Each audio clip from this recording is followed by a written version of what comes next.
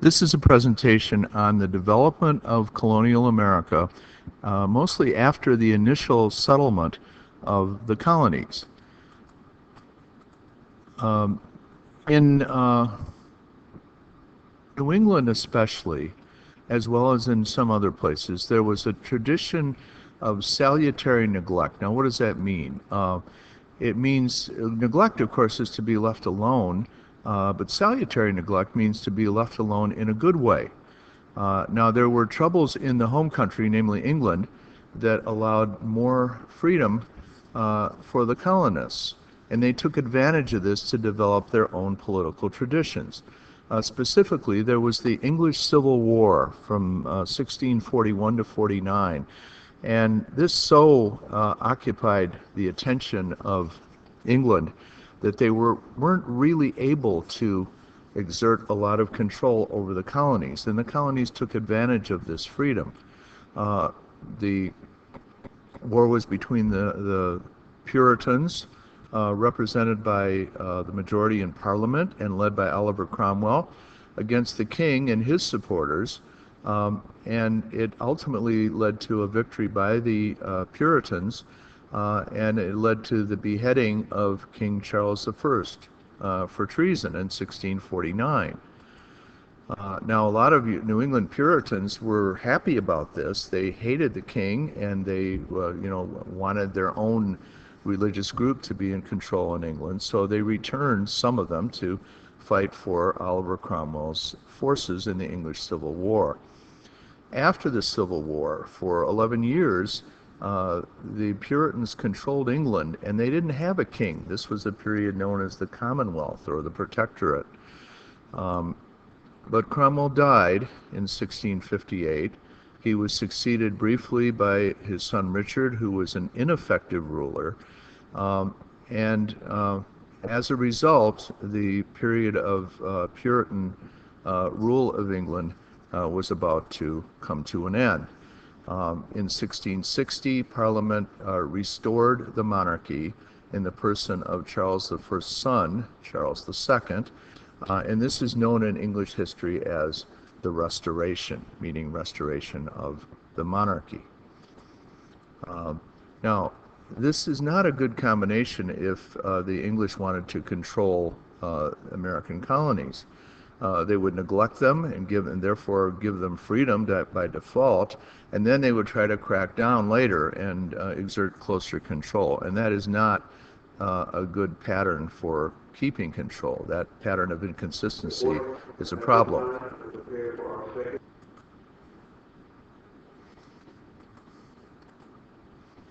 Now, in New England, there was some turmoil also.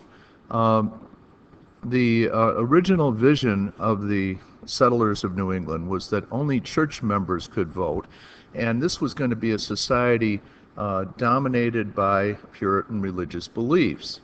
And to be a church member, you had to have a conversion experience and be accepted by the Congregational Church or Puritan Church. But the Puritans were worried that their children were losing their religious enthusiasm, their fervor. So they relaxed the requirements for church membership and voting. They could be baptized. The children of these full members of the church could be baptized, and they could vote even without having a conversion experience, which was really necessary to become a full member of the church. Now, in 1685, Charles II died, was succeeded by his brother, James II. We've encountered him earlier because he was the Duke of York, and he was in charge of the colony of New York. But James had converted to Catholicism, and his young second wife gave birth to a baby boy, and this was an enormous problem in England. It could have meant a long line of Catholic kings far into the future, as far as the eye could see. James, by an earlier marriage, his first wife had died, had two daughters, Mary and Anne, and they were in line to the throne, but in the sexist system of monarchy, any male child would jump to the head of the line. So this baby boy could grow up to become the Catholic King of England and then give, a beginning to a whole Catholic line of kings of England. This was offensive to a lot of Anglicans. Parliament was outraged. The results, now, before they did anything about it, though, James, who was on terrible terms with the Puritans in New England, reorganized the whole northeastern colonies. He created what was called the Dominion of New England the year after he became king in 1686. He merged all of these colonies together. He abolished colonial legislatures. He severely restricted town meetings. He taxed people without their consent. He voided land titles. And he named this man, Edmund Andros, as governor of the Dominion of New England. Now, Andros was undoubtedly one of the most hated of people in colonial America. Now, Parliament was not at all happy with James II. They couldn't imagine having a Catholic king and a line of Catholic kings. So they invited William of Orange, who was Protestant, and he was the husband of James's Protestant daughter Mary. They invited him to come and assume the throne of England, which he did, bringing an army with him. James simply got out, escaped to France, and then Parliament ended the Dominion of New England. So that experiment that James had begun was now over. But the problems were not over. Parliament limited the power of the new king, so England at this point became a limited monarchy.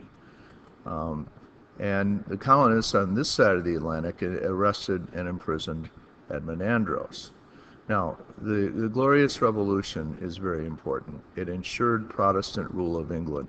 By law now, if you were going to be King of England, you had to be an Anglican. So there would never again be a Catholic King of England. They included a Bill of Rights. They were worried that this new king might try to exert too much authority, too much control. So they put limits on his authority. And the Bill of Rights they passed in 1789 would become a model for the American Bill of Rights, which was passed just over a century after this. They also tolerated other religions. They controlled taxation. They guaranteed certain individual rights. And when I say toleration, I mean they accepted all Protestants, although not Catholics. That didn't mean they killed Catholics. It did mean that Catholics did not have equal rights under this system. Now, what were the effects of the Glorious Revolution in the colonies? Well, in 1691, Plymouth and Massachusetts Bay were united as a royal colony. They were no longer free to control their own affairs. And William and Mary, the new king and queen, demanded religious toleration in New England. Now, who would not be happy about this? The Puritans, certainly. Puritanism to the crown, to the king and queen, seemed very divisive. But to be forced to tolerate Anglicans and other religions was very offensive to a lot of Puritans. And this may have served as part of the backdrop to the Salem witch trials. Plymouth Colony now was over. They had lost their independence, and that was very offensive to them. Massachusetts was a royal colony. The governor was now appointed in London, not elected by the people. And voting for the legislature now did not require church membership. It required property ownership. So a lot of these old line Puritans were feeling very much under attack with these new changes. And they were angry. And this is the context of the Salem witch trials of 1691 91, 92. And we will resume this in part two of this presentation.